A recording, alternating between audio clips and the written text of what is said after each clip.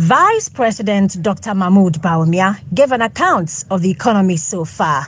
Between 2017 and 2019, but a subsequent widening of the deficit in 2020 and 2021 as a consequent widening of the deficit in 2020 and 2021 as a result of COVID-19.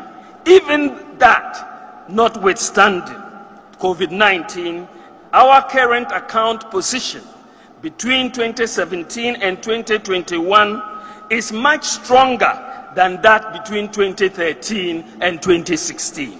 The NDC described the presentation as it is a lie that does not make sense. We expected that Bawumia was going to turn on a new leaf after he reached for the nearest rat hole when the economy went on a tailspin. President Akufo-Addo was also on the BBC to talk about the economy. Our country has one of the lowest tax to GDP ratios of any country in West Africa and of an equivalent economy. The ECOWAS area, the general average today, tax to GDP average is about 18%. Ghana, we're at 13%.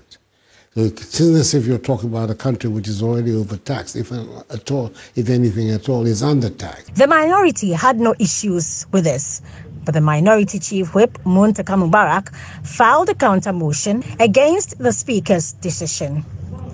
Or legal base for the accession. More when the provisions in question do not either explicitly or impliedly rope in the High Court.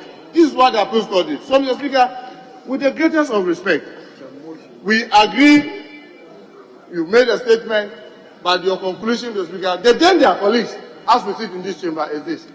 If we allow speakers to take petition from outsiders, and so more too, with petition from outsiders, to defer members of parliament to it, colleagues will be doing ourselves the great service.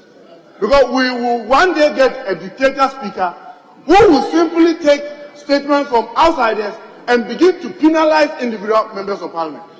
We were told by another NDC minority member that Alhaji Muntaka's action was not a caucus decision. As a caucus, we haven't met on that matter. It's an honorable Muntaka. He feels strongly about it. Tidal waves displaced scores of residents in some parts of the Volta and Western regions. If you look at how people have been displaced, I mean, it's very bad. And so we spoke to them and we gave them the assurance that something is going to be done. That is to move them permanently to the resettlement area. Parents and their children who had not been placed in senior high schools were so frustrated about the process. My daughter is swollen. It nearly took a drug, killing herself.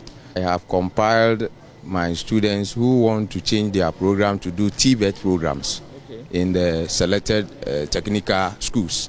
And to relieve the burden from the parents, I have to take the trouble and come and seek for placement for them. The Education Ministry, however, promised to resolve all the issues. Questions have also come out as to whether or not double track is going to be maintained as the first years go to school.